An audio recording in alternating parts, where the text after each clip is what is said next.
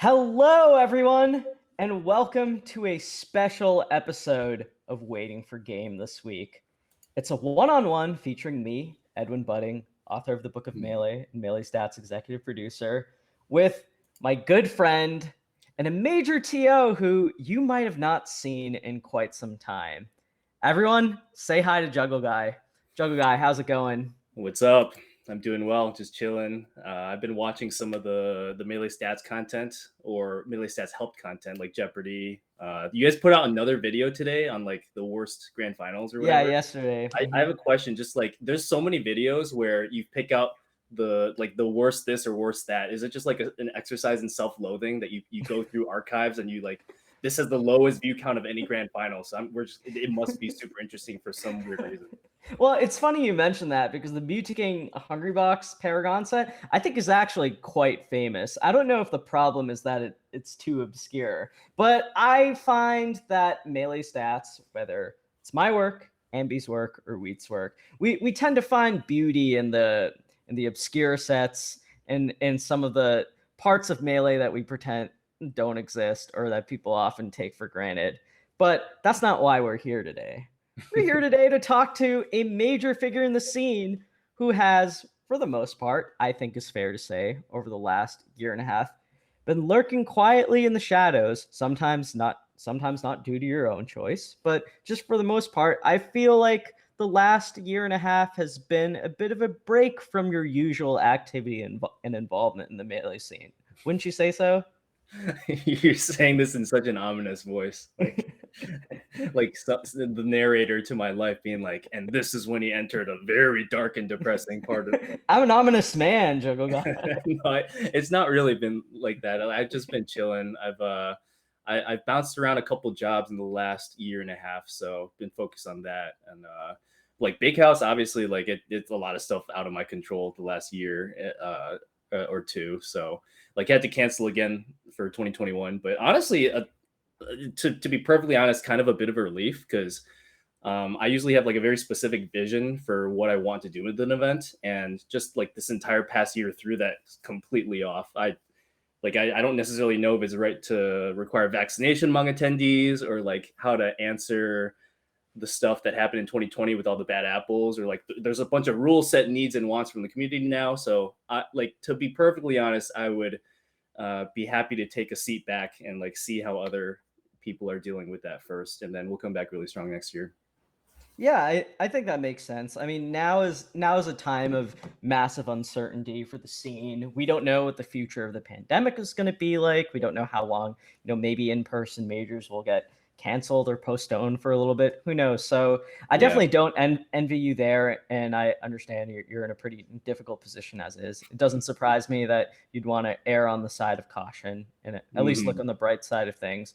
But why don't we go towards what brought you into Melee in the first place and kind of go back to the days before you became Juggleguy, the Big House TO, and sort of tell us what got you into the scene. Ooh, man, I was just retelling this on the Bottom of Smash Mountain podcast a few weeks ago, but I think I got into Smash because of just like YouTube videos, like anybody else. Ken vs PC Chris was one of my first favorite videos, and just like I have a special place in my heart for like Marth vs Fox or Marth vs Falco matchups over the years, and like I can almost recite like word for word some of Wife's commentary on some of those matches, and like because it's just from there I realized okay, there's way more to this game than I thought, and there's always like I always think of it as like there's a new player entering my tournament, and there's two different directions they could go. They could be like, this is way too hard, I'm out of here, or they could be like, this is way too hard and I'm in, I want to learn more. And that was like kind of where I went. And like I tried to develop Michigan tournaments a little bit more because I felt like we could do better with our events. And then one thing led to another, and Big House is an event series now, and there's a good community in the Midwest. Yeah, so correct me if I'm wrong, but I believe you, like many others, actually had a bit of a history with Brawl. I'm not sure whether you started off in Brawl and then moved into Melee from there, or Yeah. or what. I'm a Brawl baby. There's like Doc babies. There's like Slippy babies. I'm a Brawl baby. Without Brawl, I would not be here. So like I obviously Ken vs PC Chris happened before Brawl, but I was just a casual like YouTube observer. I didn't go to any tournaments before Brawl came out. So like I did go to some Brawl tournaments, and then like eventually it was like Brawl and Melee, because the old Melee heads were like, oh, we're clinging onto our old game, and I'm just like, well, Brawl's out now, but I guess I'll enter your tournament anyway. I like Smash. I want to be like Ken. I played Marth back then, and I was like, wait a minute, this game is pretty dope. Like, I'm gonna start entering more of these. And then finally, there was a tournament in Chicago. I think it was like early 2009. I've been playing Brawl for almost a year now, and like that was kind of the tipping point where I realized, wait a minute, like I don't know if there's more to this Brawl game, but Melee, like its community, its scene, like its content just seems like a little bit better. So I'm gonna go over there. And like I met a lot of cool Chicagoland Melee players who just like encouraged me during that event. And then like there was Melee and Brawl at that Chicago event that I traveled to. And I think on my way home, I decided, you know what, I think I'm just gonna do Melee. Like I don't care that it's getting half the number of attendees. At that point, it was like maybe 20% of the number of attendees. Let's be real. There's like, it just makes me happier to play this game. Let's do it. Are there any players you'd like to shout out from Chicago, Illinois, Midwest? Yes. Yeah, Kells. I love that guy. He fucking whoops my ass in friendlies, and I hate him for it. But at the same time, he's so lovable, and he's so good. And Big D, he was a big TO in the Chicagoland area. A lot of people don't know about this guy. He played Falcon, Falco, Fox, like every other character. He was like very encouraging. I specifically remember at my first Chicago event, he was like actually giving me advice and like rooting for me in the background, which he had no idea who I was. It's like he didn't have to do that, but like one of the examples of a community figurehead who like had the right attitude in bringing on new people. And then Rat from Chicago, old school Samus. Yeah, that's a throwback. Very old school. Like this, me and Duck traveled to a lot of Chicago tournaments because at the time Duck was like, I need to become better than Rat, and when that happens, then I can finally die happy. And I'm like, cool. I'm just going for like to chill. So yeah, and then Scythe. A lot of people might know Scythe. He's still playing. I think he's one of the people who's been to every big house. There's like less than 10 people remaining, but he's one of them. Wow. He's always been a super good supporter and homie. And we always have really like really funny grudge matches like Mario Dittos on Yoshi's Story every time we meet at a tournament. So yeah, I'd say those four are stick out in Chicago. I just want to say this is all incredibly heartwarming to hear, but I am stunned that you did not bring up Dark Rain, who I was expecting you to say first before anyone else. Okay, the Dark Rain, he was like a mystical figure to me for many years. Also, he's not Chicago, so I understand that. But yeah, he was like in this very niche corner of the corner of the Midwest, which is already like in the middle of nowhere. And like, I don't think I met Dark Rain until Show Me Your Moves. I don't know what number because there's a million of them, but I think it was the one in 2011. And I picked him up from the airport because I randomly had his phone number from. This is the most random thing, by the way. After Genesis 1, there was no live stream or anything. So somebody was like putting up some, there was like some platform like Discord, but online. I don't remember what it was, but somebody called Dark Rain and asked like a bunch of questions about what happened on Genesis. And then like his phone number was just on the screen, and we're like, oh, huh, that's probably not a good idea. But I took it down because like one day this will come in handy. So yes, I am an absolute creep, but I made up for it by giving a ride from the airport to Show Me Your Moves. So I guess a follow-up I have to a little bit what you were talking about before with regards to like getting more involved as a competitor in Melee is, what were your first like notable things done within the scene as a non-player? Like what were your first contributions, would you say? I was a big recording enthusiast. So like a lot of people are new, and we just have to put them in this mindset. There's back in 2009, 2010, there's no Twitch. There's no, like, we have a very small presence on YouTube. There's no Twitter. Like nobody's on Twitter. It's all Smashboards. So like after a tournament, people would just go on Smashboards and be like, when are you uploading the videos to YouTube? Brandon, when are you going to upload them? Phil, like I want to see the videos. It often be days or weeks before you saw the grand finals of a tournament that was super hype. So like a lot of times it was even worse than that. Like the recordings just got lost or corrupted for some reason, or like the TO for God knows what reason decided it wasn't a priority to record these. And I was one of the first people who be like, wait a minute, no, we're gonna make like duplicate copies of this. We're gonna record it in like the highest quality we can, and we're gonna post it in a very timely fashion to YouTube for everybody to see afterwards. And that's gonna grow the community. And that's like one of the first initiatives I really like tried to hammer home. And from there, I think there was like a natural progression of, wait a minute, the TO is not letting me record this or that. Like the top players, they're playing friendlies on a non-recording setup. Damn, this could have made for really good content. How do I make them play on my setup that's like a recording setup? And the next logical step was I become the TO and I tell them you have to play on this setup.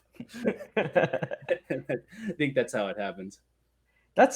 It's so weird to think about, because I think so many players today and so many people in the scene just in general, whether it's spectators, like people who played, no longer play it and still watch Melee, I think we take the wealth of sets we have sometimes a little bit for granted. Like going back, the way you describe there being a workflow around uploading videos, making sure it actually gets done before the videos are lost forever. That is so wild to me to think about, because today there's always people playing Melee every day. You want to look for a certain matchup, you can find. Just go on twitch.tv, hit the Melee category, and just like content, stream. And like I can't keep up. Like I have people coming up to me like, oh my God, did you see the latest PP versus IBW friendlies? I'm like, what are you talking about? And they're like, what do you mean? You didn't see their friendly session from this very specific timestamp on twitch.tv hidden away in some stream archive. I'm like, oh my God, this like you're so spoiled now. Imagine going back 10 years. Yeah, I mean, I think in a way and you certainly contributed to this with Michigan Melee, but I want to specifically shout out a former guest of the show, Homemade Waffles, for being one of the big YouTube uploaders. And the YouTube uploader, that guy, he put in so much work. Yeah, even Bobby Scar, Cactar uploaded quite a few videos. Yeah. Pac-Man was another big one. I think the PGH channel, I think, was also quite big in terms of making sure that uploads happen. PGH and Michigan, I guess together. We held it down for the Midwest. We're like two unlikely spots for giant scenes to grow out of, but I truly believe like our skill in recording timely and uploading timely matches really contributed to that. Yeah, I actually, you know what? I want to ask you about one thing, and I don't know whether it was you or someone else managing the channel that did this. Juggleguy, were you the person who uploaded the Mango versus Kage at ROM 2 trailer, or was that someone else? That was me. Not only did I upload it, I edited that entire trailer in like Windows Movie Maker or some shit, and like I was growing impatient. Here's the story behind that. After ROM 2, it was either Brandon or somebody else who had the recording of Mango and Kage, and everybody's like, oh my God, we saw on the text results that Kage beat Mango. Where are the videos? We need to see this. Like, how the hell did this happen? And then it was like weeks and weeks for whatever logistical reason, the videos did not get uploaded. So I got impatient. I made a Mango versus Kage trailer, like a trailer of an upload that didn't happen yet. And I posted it. And you can probably still see this on YouTube from like 10 years ago, Mango versus Kage trailer. It's great. It's so funny. It's like the most scrappy little shitty trailer that anybody has ever seen. But that's like that's apparently what made Mango, like, it was the tipping point where he said, wait a minute, people don't appreciate me, fuck this. And then he ended up going Scorpion Master for like the next year. So like, in a fucked up way, I might have contributed to an alternate Smash history. I don't know if Mango Mario might not be a thing if that trailer hadn't been released. Yeah, I mean, this is a tangent of its own, but the idea of an upset being so colossal that there's a trailer made for the future upload of that upset is unbelievable for, I think, most Smashers today. They could not fathom what a huge upset that was. I mean, the 2010 equivalent of an announcement of an announcement. It was really awkward.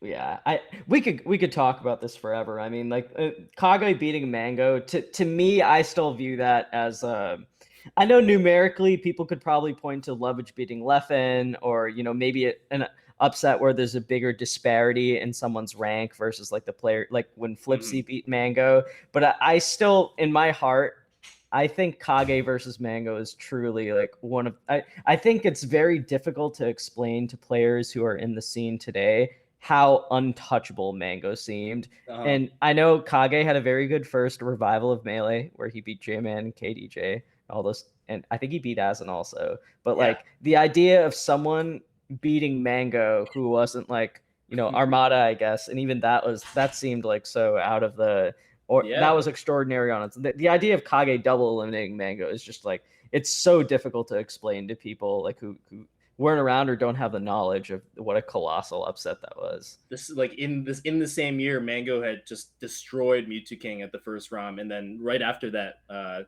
just destroyed everybody at Pound 4, like basically not dropping a set. So agreed, So it's up there. I mean, I think this leads to a pretty like natural follow up as far as like, so you begin hosting your own tournaments because you want content to upload onto the channel and I whatnot. want to finally be able to tell Mewtwo King, no, you're not playing in that dark little corner on the 12-inch CRT over there. You're coming to my recording setup. And you're playing my Fox. Yeah, well, that's a different story. I was like, I don't care if your Marth technology has to be uploaded to YouTube. We need this to grow to the community, damn it. So 2011, 2010, you start running your events, maybe during that era, maybe a little before, maybe a little after. When does the idea of the big house come into your head? Ooh, the big house was an event completely spun up through the Road to Apex circuit. I think it was Apex 2012. They needed different regions to have like qualifier events to hype up Apex, and like I think the deal was the winner of each of these events in each region got to fly out to Apex for free, and they needed a Midwest event. So I was like, hey, I could host one. I've been hosting the Sweet series. UM and MSU have a really good like base scene. We could bring in some out of state players and it'd be really hype. And they were like, okay, you're good to go. So and I was like, I don't know what to call it, but I've always been really bad at coming up with names. And I was like, you know what? The big house is this icon in Michigan. We're just gonna call it that because people have been calling it that for like 100 years and it's stuck, and that's fine. That sounds like a fine name. So that's how it was born. My God, I can't imagine the series being called anything else. It just seems like such a no-brainer at this point. The big house, Yeah, right? I agree. Hopefully the University of Michigan doesn't come at me with like some licensing legal shit like Nintendo does, but they are within their right to do that, for the record. God, can you imagine if you came up with some like awful name, and instead of talking about Mango versus Zane of the Big House 9, Yeah. we have to deal with like, God, I can't even. I'm trying to think of like the worst possible. Oh, Sheridan had a great one. The gigantic abode 9. Yeah, imagine. It came after me legally. I'd be like, okay, fine, rename everything. It's the gigantic abode. God, I could hear that in Sheridan's voice too, which makes it even funnier. He's dead serious. I can't tell if he's serious or trolling when he suggests these things. So what kind of lessons did you learn about running a big, I know the Big House wasn't a super major at the time, but it was like a big regional with a lot of SoCal talent, a lot of Midwest players there too. What were your first takeaways from the event? Takeaways. I had become pretty decent at running like sub 100 tournaments, and going into Big House 1, nobody thought it would get 100 entrants. We were like, yeah, 70, 80. That's like been the peak. And then I think we had like 115 for the first one. And then I quickly realized that there's a lot of shit that needs to happen if you want to scale to like bigger attendance numbers. Like the first thing is registration. I literally had like thousands of dollars in my pocket in a couple of envelopes, and like I had to take Warlock Don with me to the bathroom because I was scared that somebody would take the money off of me at Big House 1. So I was like, okay, online registration, we need to do that, we need to do this, and like a ton of things that needed to be like set in motion for the blueprint of like a bigger tournament, because I felt the trajectory of the scene already. I was like, this is growing. It's not like this is not the peak, and people are really excited about coming out to these events. So like I think that that's probably the main like overarching thing that I learned. There's a lot of just entrepreneurial ideas that would otherwise be hard to pull off, like in the outside non-melee world, that I was able to try experimentally at these events. And then it's just a bonus that the community is supporting me while I'm trying these events, and then like it's a mutually beneficial thing where people, more people come in and the community grows. Well, can you give me some examples? I think I know what you're talking about, but just for the audience and anyone who might be revisiting this interview, just give some example of what kind of ideas that you implemented for a Smash tournament, or anything like for the first time of anything at TOD. What do you think you brought to Melee? I guess it's a good way to put it. I don't know if there's anything super innovative Big House 1 through 3, but starting with Big House 4, I think we went from 170 entrants to 570 from Big House 3 to 4. And Big House 4, just like as a setup to this, it was one of the worst tournaments I've ever run. People don't know this. They remember the top 8. They remember Mango Lucky, Mango Mewtwo King. They don't know that this is one of the worst tournaments that's ever been run in Michigan, because the tripling of attendance just like kicked our ass, and we were not ready for it. Going into Big House 5 the next year, then like we were actually prepared, and I think that's probably what I'm most proud of still. It's like that was the first event that I believe the first big event that used Smash GG. I know that for a fact. The first big event that used Gaming Gen as more than just like an equipment vendor, like just an actual merch partner, and just like all these different things that they help with logistically. So I think those two were like very instrumental in getting the blueprint of like what the modern Melee major looks like. And Big House 5, we tripled again. I think it was like 1,600 attendees or something, at least for Melee. And the big difference was we had those two people in our corner, and like all the TOs had learned from the previous year, like the ass kicking that we went through, and we actually ran a pretty solid tournament. Are there any like norms for TO management, or like as far as running an event that you feel like you brought toward Melee tournament organizing, like a level of professionalism, or like any kind of common practices or organization methods that you think you brought, that like what do you think was missing before you and your generation of TOs stepped up? I think what was missing is just the scale. Again, like before 2015, there were very few people who were scheduling attendees properly. So it would often be a matter of like literally one dude with like a laptop and a clipboard goes into the middle of the venue, and there's like a giant 100-person bracket, and they just shout at the top of their lungs when somebody needs to play. And it became very clear to me quickly that that was not the right way to do it. It's like there should be waves of scheduling so people can come in and out like 2 hours at a time, especially at venues that were like overflowed. I think there was a couple events on East Coast where they literally like had double the fire capacity, and like their asses were saved by the scheduling system, where like only half the people had to be there at the same time due to waves of scheduling. So like that's the first thing that comes to mind. And then just like the whole setup scenario with Gaming Gen, I think like they're like the unsung heroes of the Smash community. No one ever talks about them, but like without Gaming Gen, none of these majors happen. Are there any contributions, like whether in specific tournaments or in terms of like, yeah, in terms of specific tournaments? You mentioned the Big House 5 as one that you felt especially proud of in terms of managing well and also stepping up from the previous year for you. What else would you say that you're pretty proud of as far as tournaments you've managed or TOing things? 5 and 9. I think 9, we had the big advantage of, for the first time, we were returning to a venue for the third time. And like there was just not a lot of like venue bullshit we had to deal with, because we had learned all the tricks of dealing with that. So like I thought Big House 9 was better than the first 8 combined, honestly. Like it was just very smooth sailing for me personally throughout the weekend. So like, I mean, five. Oh yeah, I think it was the first one to try the Dota style compendium too. So like in a way, I think that laid the groundwork for like tournaments like Summit to who came in and were able to like grow the scene even more through people getting really excited about like vote-ins and That just like makes sense. a process leading up to an event.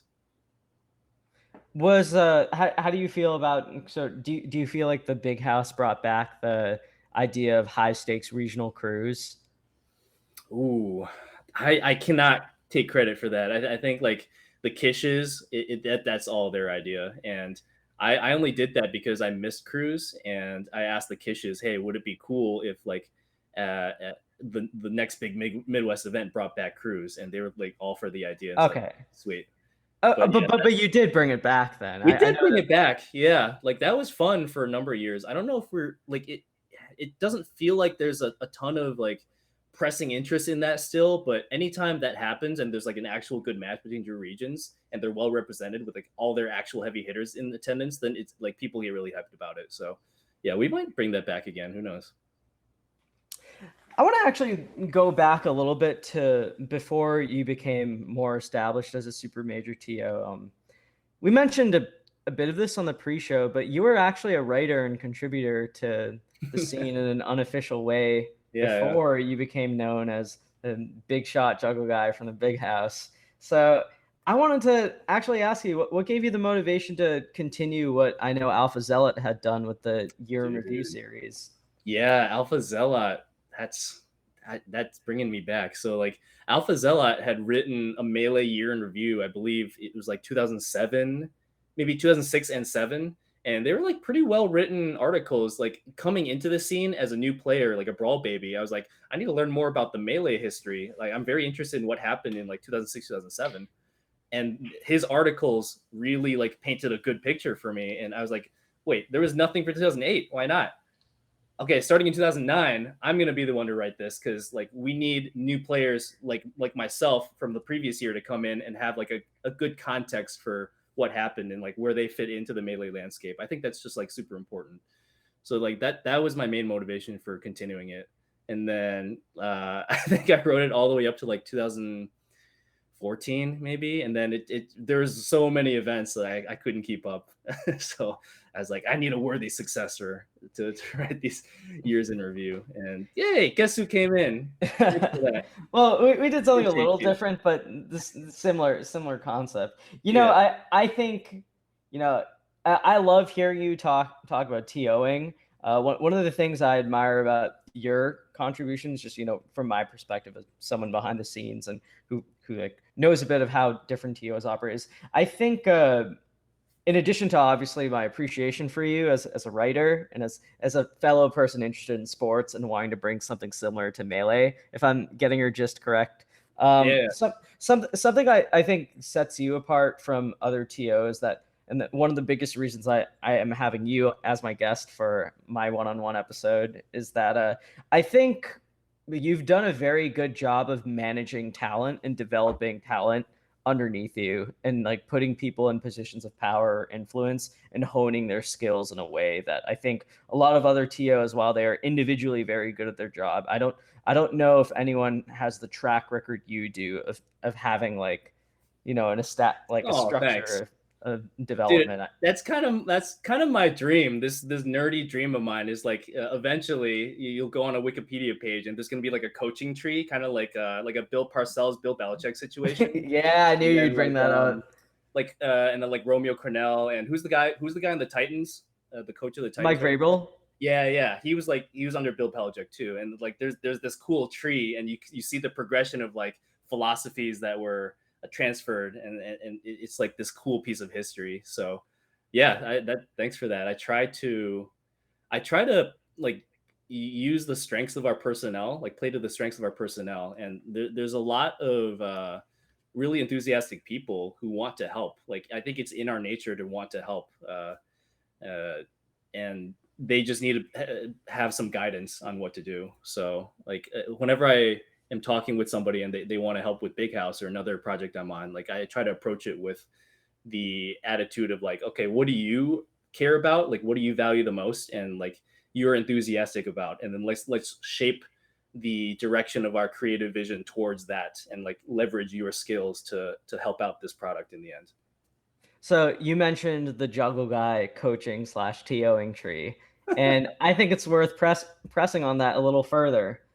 Who is in that coaching tree for you, or who is in that TO tree for you right now within the scene? Like who is I under the name Juggleguy? I don't know who's under me. I feel like we need to come back in like 20 years. It's kind of like reading a history book and it ends at like 1980 because there's just you need more time to elapse, right?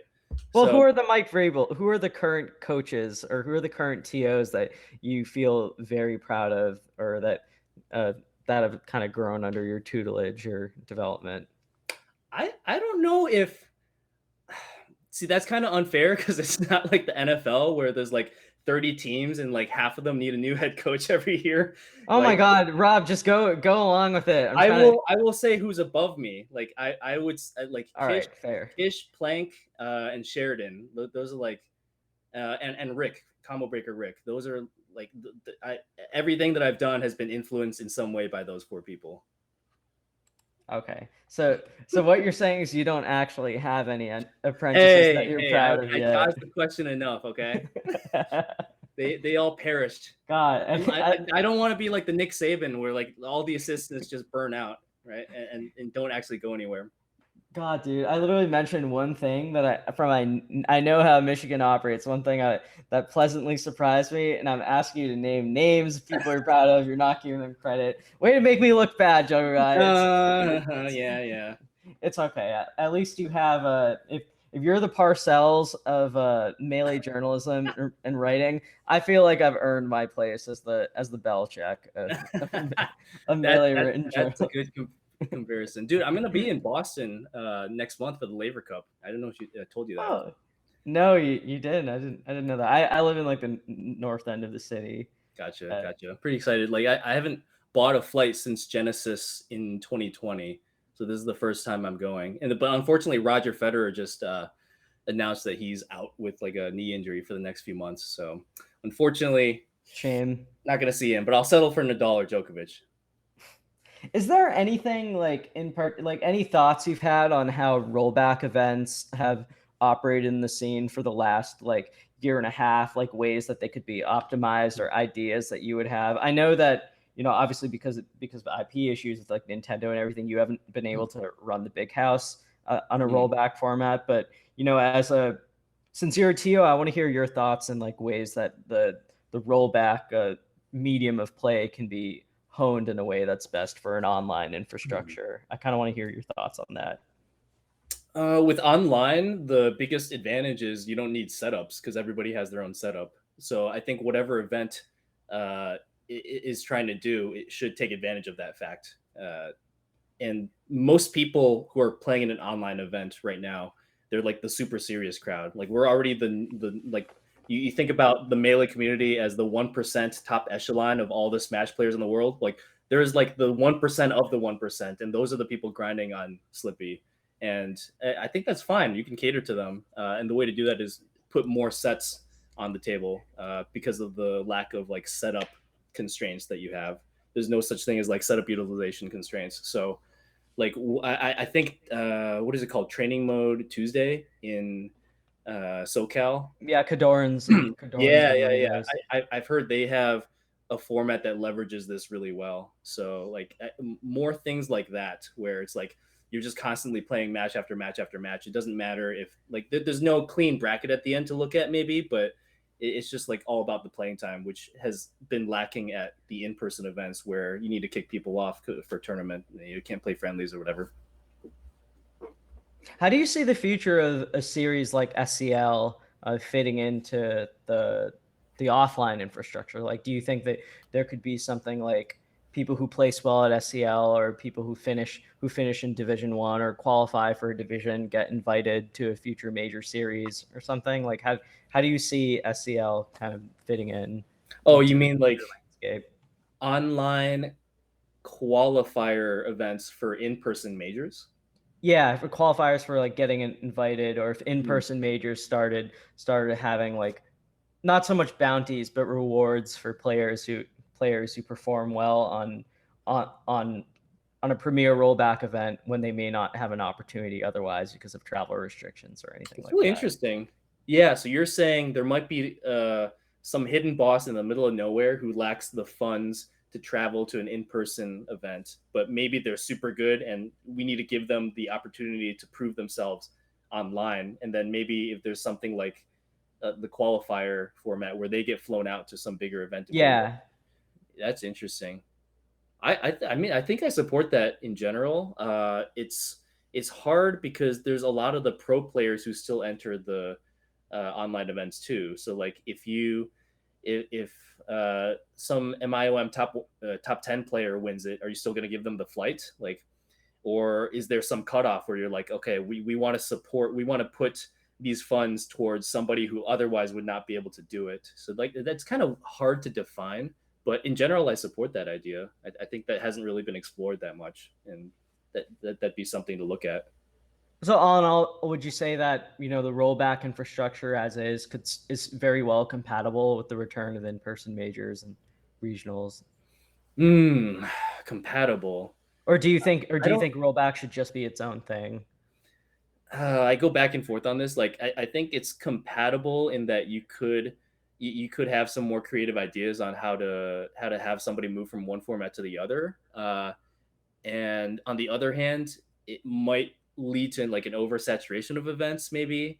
And we need even more careful management of the Smash calendar that's kind of been haphazard in the past.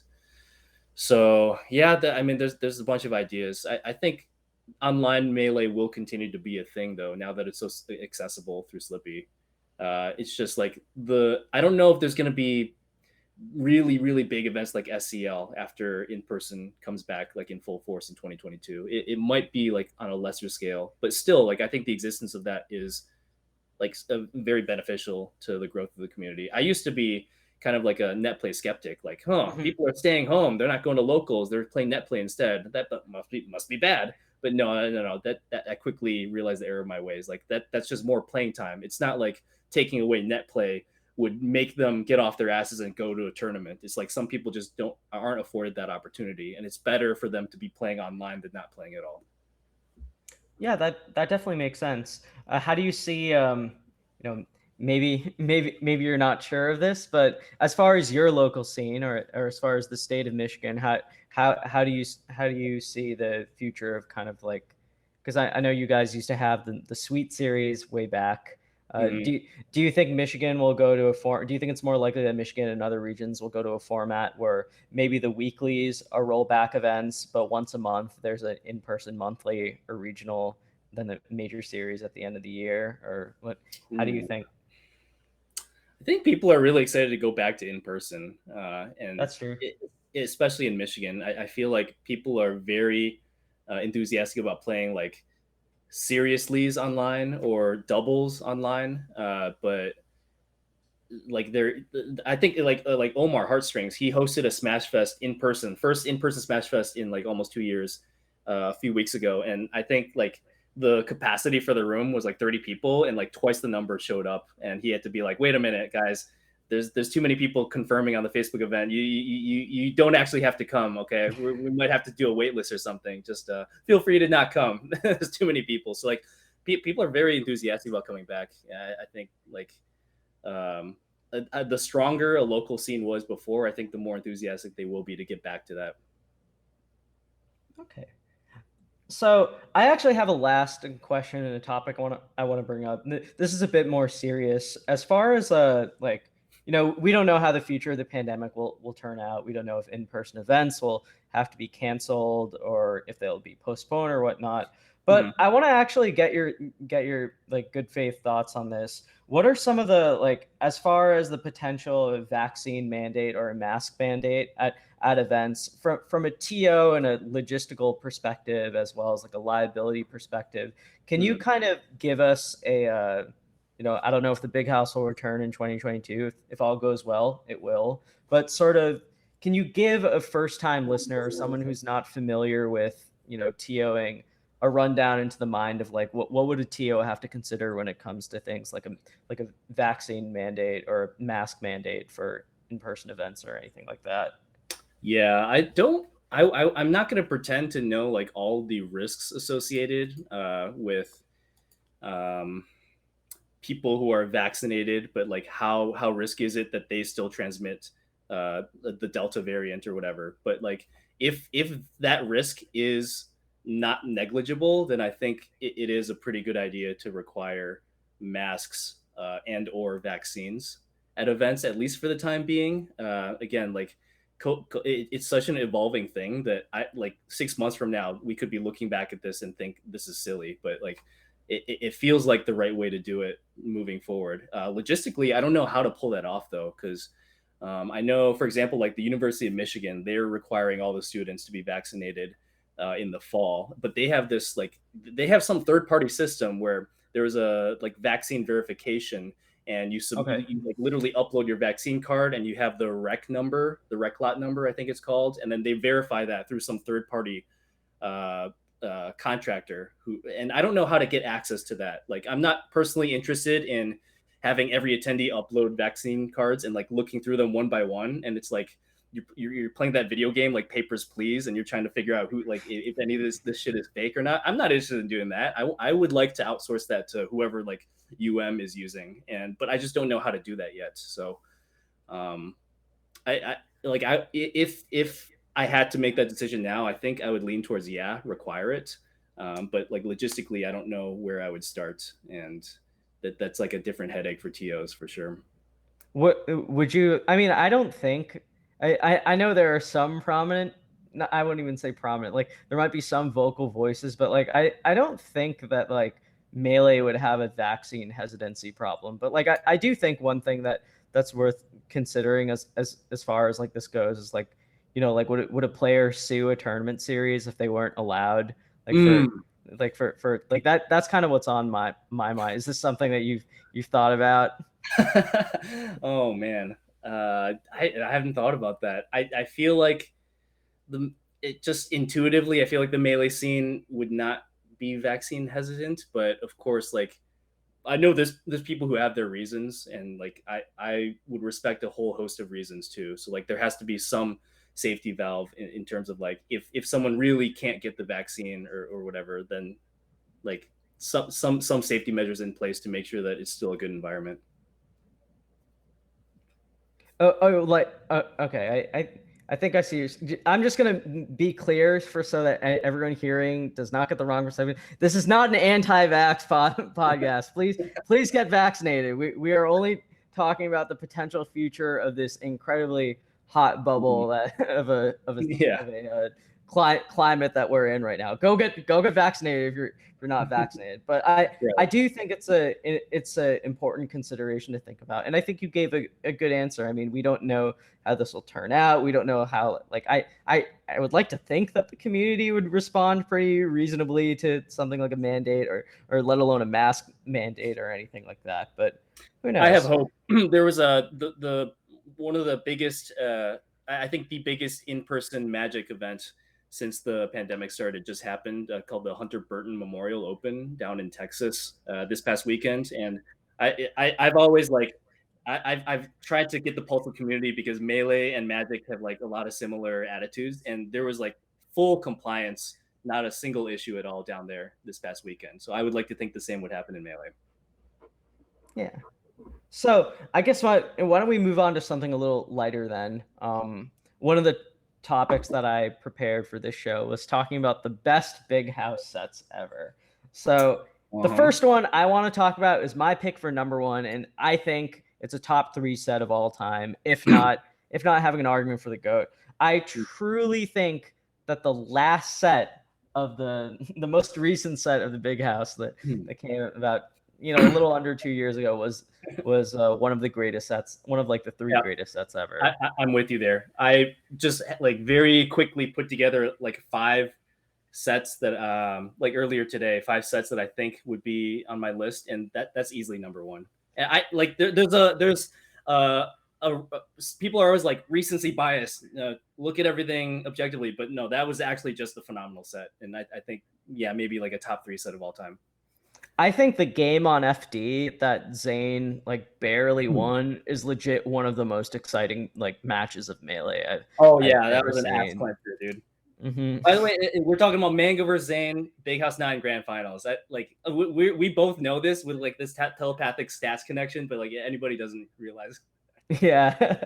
It's so wild to me that in the span of 2 years, we had Mango versus Zayn at the Big House 9, Mango versus Zayn at Smash Summit 11, and Mm. both those sets have an argument to be the greatest set of all time, Oh in yeah, my I opinion. completely agree. And just for reference, when Melee Stats actually had a for fun bracket of all the greatest sets in Melee history I with saw our that. Yeah. fans in our server, Mango versus Zayn at the Big House 9 made the final two. It Yes. just fell short of Mango versus Armada at Genesis, which it's a I difficult barometer to top. no But no complaints here. I would have voted for Mango Armada Genesis 1 as well. so we both agree that Mango versus Zayn at the Big House 9 is the greatest Big House set of all time. I would say so. Yeah. Yeah. What would you say is your number two? You said you brought up five sets. I have five also. I have a bit of a weird one for number two Two that I think gets slept on. 2 through 5 is like a mix for me. I don't think there's any particular order, but I've always been a fan of Mango vs Armada at Big House 6. Yeah, Um, that's what I had at number two also.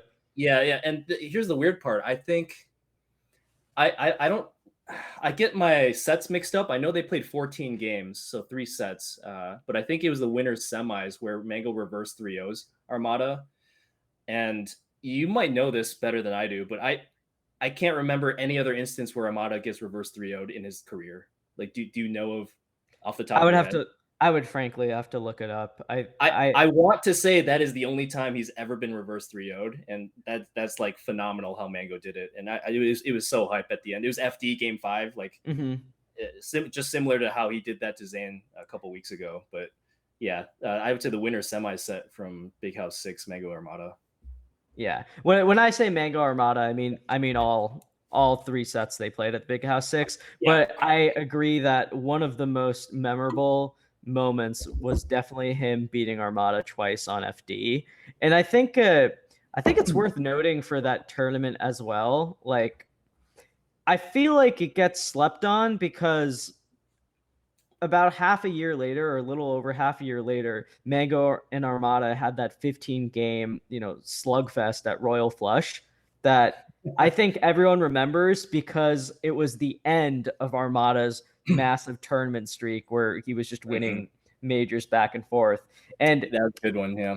and I think there's something kind of funny and poetic to it because Mango versus Armada at the Big House 6 happened right before that stretch from Armada, and Mango versus Armada at Royal Flush was the end of that stretch of Yeah, time. just Mango just bookends every Armada run. He's Yeah. the only one who could stop it for But in the sure. middle of the Armada, in the middle of the run, he gets trounced. Yeah, that's true. Yeah. Yeah. I Yep. think that's such a and it was such a great grand finals too because I think the Big House 6 just in general was such a crazy tournament. I mean, you had like Silent Wolf beating Mewtwo King, you had Ice randomly in winners finals. Like Okay, what yeah. was that? Ice for Silent Wolf is like nobody has ever talked about this, but that's Mhm. a sleeper pick for like one of the top, probably top 10 Big House sets of all time. It was like last stock every single game. Like very fun to watch. Yeah, and Mewtwo King had that big losers run also. I believe the Big House 6 was R2 Delu versus Axe, one of the biggest upsets in Melee history. Yeah, there was a lot of upsets at that one. I think that's when Zayn beat Plup for the first time, and this is back Mhm. when Zayn was like he finished like 17th at this tournament. He was not like a huge name at all, so that was really fun too. Yeah, I mean that was such a wild tournament, and I think top eight in a weird way, like because Mango versus Armada was so memorable. I think it saved an otherwise very or not saved. Like it was a great tournament, but like I think it was a great ending to an otherwise kind of strange top eight where you had things like Yeah, Hungrybox rolling on the stage. strange is a very good way to put it. Yeah, there was a Yeah. weird vibe to it. Like it is like you're watching Hungry Box crumble. It's like he's having a breakdown or something, and you feel really bad for him. S Fat just like 3-0'd him in like 8 minutes. It was crazy. Yeah. God, we were talking about I'm sorry, but I want to go back to the Big House 9 for a second because I feel bad for this because, or I don't feel bad. It's more like I think Mango versus Zayn was so incredible in part because of two of the sets which came before it of Mango versus Leffen and Mango, or I have the order mixed up, but Mango versus Leffen and Mango versus Fiction, I think are two at like, if it weren't for the fact that like if Zayn just destroyed Mango in those grand finals, we'd be talking about Mango versus Leffen in Fiction because those two are other. That's true. Dude, Mango, he just like defies the odds. I'm pretty sure he was down 2-1 in all of these sets. And just like every single time, you feel like going back to the VODs, you feel like if he gets hit one more time in this game 4 when he's down 2-1, it's over. This run never happens. And it just happens like over and over and over. I don't know what it is. God, and like we're even before top A, Mucha King beating IBDW and Hungry Box Yes. back. Okay, Mewtwo IBDW, another sleeper pick for a top 10 set from Big House. Because like that the ending was just I have no idea why Mewtwo King decided to go for what he did at the end. It was like the most risky. He did like a forward air. It was kind of like a Ken combo without the double jump. He did a forward air into like down air on IBDW. Game 5 last stock. And it just hits, and IBDW dies like pixels before Mewtwo King dies. They're both like at the bottom of the stage. That's wild. I've never seen him like end on that in a decision tree before. You know what I mean? It's just like this weird moment. Like, wait, what was that? Actually, Mewtwo King who decided to go for that? Holy shit! Yeah. It was what I mean. I don't know if I would give it. I was just excited because it was Mewtwo King coming back and doing well. Every Fox player I know hates that set. Every Fox player I know while they were watching that set, as soon as Mewtwo King went to the ledge last stock and was at like 91%, every Fox player, be it my friends from UConn, be it my dear Melee Stats comrade, Ambus Sinister, was messaging like, this is over. This is so boring. Why does Mewtwo King always do this? It's not even fun. We just know he's going to win. the Chillin and Vish on commentary knew that too. There's like, Yeah. oh, and he goes to the ledge. He goes to his home.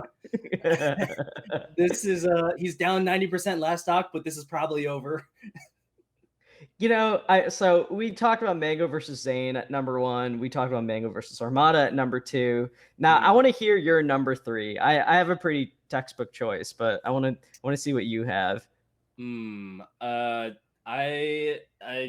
haven't even decided. I have 3 sets written down. I'm just gonna go with Mewtwo King Hungry Box Big House 3 winners finals.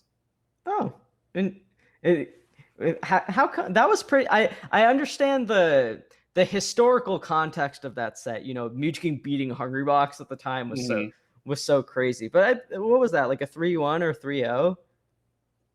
Oh, I honestly can't remember what it was. I think it was a 3-1. But that just marked like this huge shift, I think, in their trajectories for the next year or so. And it was the first time it felt like a really, really like momentous event at a major for me. So like I felt like that was deserving of a spot. Yeah, I think Big House 3 in general, I think, has a lot of like I'm not sure about the quality of the set itself. Like they're fun sets, but I think the context behind, like, you know, Mewtwo King beating PP and Hungry Box at a major is pretty. You know, the whole Return of the King storyline is great. Even PP versus Hungry Box, I think, like, while it's a little overstated, I still think that's a great set. Like because all the out of game shenanigans. The theatrics carried that set. Yeah, I mean, all right. So number 3, I have Hanky Panky versus Scar at the Big House 2. Whoa. No, I'm just kidding. I have that. I was like, is this man serious? No, I went with the much more textbook pick. I picked the greatest friendly session in tournament of all time, aka Mango versus Lucky at the Big House 4. I feel like, as much as it's easy to kind of like look back on the set as dated or just like another Mango versus Lucky session, like I have heard too many people tell me how they got into the scene because of Mango versus Lucky at the Big House 4, and I know it is such a celebrated set. I think, you know, while some of it is because of symbolism and, you know, just who Mango and Lucky are, I do think it's a very entertaining set to watch. The greatest friendly session on a major main stage is like a very good way to put it. I hadn't heard that before. Yeah, I think that's actually, I was talking about Ambisinister before. I believe that's actually how he put it. Yeah. Yeah. There's a bunch of Reddit threads that pop up as like must see melee sets, and that's always like near the top. And I'm like, Yeah. oh wow, a lot of people did actually get into this from that set. There's just like some like magical camaraderie about it. Well, yeah, it's Falco Fox. It's two popular players from Norwalk, two flashy, aggressive players. I mean, I think the maybe a little overstated, but like two very exciting players for sure, right? Like, Yeah, absolutely. The thing is the Big House 4 top 8, there's like so many good sets that it was very hard for me to pick out one. Like you could make a case for Mango Leffen, for Lucky West Balls, Mango Lucky King. West Balls is a I, great pick. I have Mango King Grand Finals as one of the top sets, and honestly, like I think Mango and King have not had the greatest gameplay in their I sets agree. over their lifetime. Like they have a nice rivalry, but it's like very swingy. Somebody usually dominates one way or the other. Yeah, I think they play a lot of sloppy sets, or one of them just steamrolls the other. Yeah, yeah. And I think it makes sense given their play styles that one would steamroll. It's like a very snowbally effect whenever they play a set. But like I think Big House 4 was a good showcase of like they were the grand finals I think were pretty competitive throughout. I think it was a 3-1 3-1, but like all the games are like pretty competitive. Yeah, and I mean even the 3-0, like all of them were very last stock games, like Yeah. and winners. Yeah, so that's my number 4 if I had to choose. Although like Big House 4 top 8, just like lump that into one. It was like it was a very fun top 8 to watch for Dude, sure. I think Big House 4 has so many great sets out of top 8 also. I mean, you got like Mango versus Hacks, you got Shroomed versus Leffen, you got Dart versus Shroomed, like Oh yeah, it, Hacks versus yeah, Kalamazoo. Hacks versus Kalamazoo was actually Yeah, good. It didn't make my top 5, but I think that's one of the craziest sets ever. That was especially like the way the commentator sold Kalamazoo, of the guy studying Armada and falling asleep in the background at events. I think that was a great. I think that's a great set. But my number 4, again, going a little boring here. I think Plup versus Armada at the Big House 7 has to be considered one. yep. You got my number 5 right there. We're on the same wavelength here. I think Uh, Plup versus Armada is like under discussed because that was really I'm pretty sure that was the win that pushed things over the edge. Like Armada had not lost anybody outside of the top 6 since Silent Spectre in 2010. So 2010 to well, 2017, right? And then Plup finally does it. so I have a few thoughts on this. I think that the streak actually ended when Leffen beat Armada.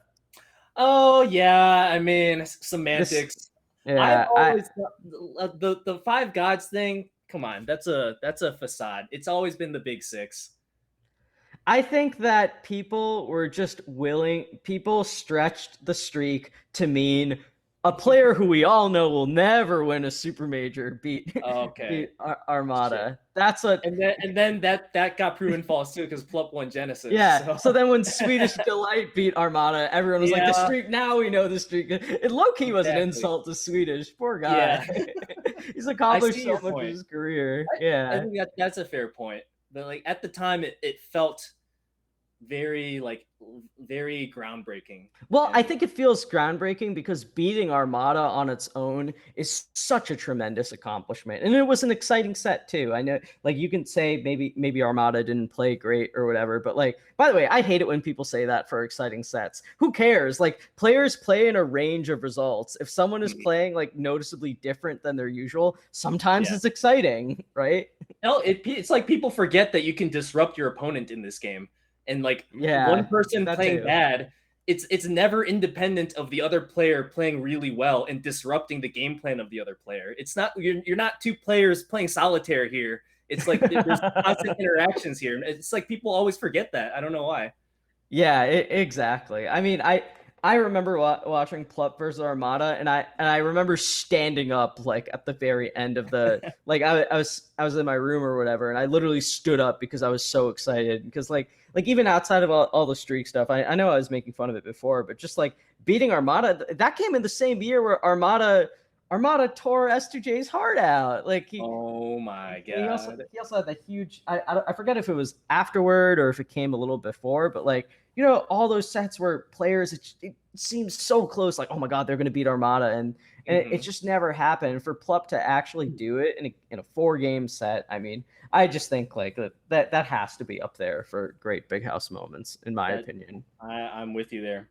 I think that's you have my 5.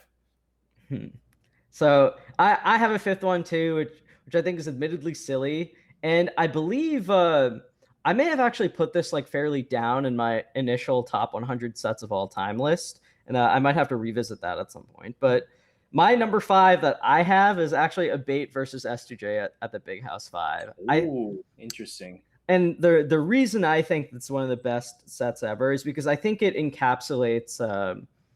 I obviously like there's the invisible ceiling glitch at the end of it and everything, but I love the like regional hero of a bait coming into the Big House 5, having a great major performance with like all of Pittsburgh behind him. They even have their own sect of the crowd and everything, which to me is so funny. Like in a melee tournament, everyone's got a little bit of outcast in them or whatever. Like not like and like like it's definitely like a bit more abnormal people than usual, and then you have Pittsburgh who have their own section. Right.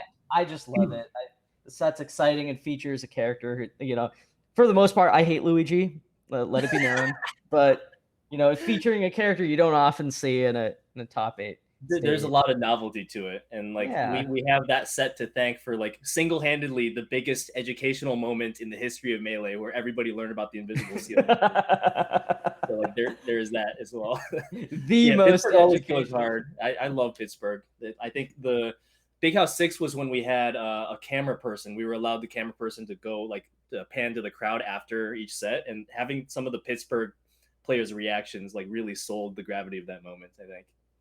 Yeah, I mean, there's just I think of the Big House 5, like I would say that on a very slept on set, also Duck versus Swedish Delight, and I think even even like people discount it because it came during the stretch when it seemed like Hungrybox had like right before it seemed like Hungrybox turned the corner on Mango, or at least had become a more like formidable rival. Like Evo 2015, before that Mango kind of washed Hungrybox, and I think the Big House 5 when Hungrybox beat him for that other time in a row, that people forget how exciting that set was because of what came after it, right? Like for most of 2016, for a lot of 2016, Hungrybox beat Mango pretty solidly, but Big House 5, like he showed that it wasn't that, like while Evo 15 he might have gone lucky, this time he like earned it.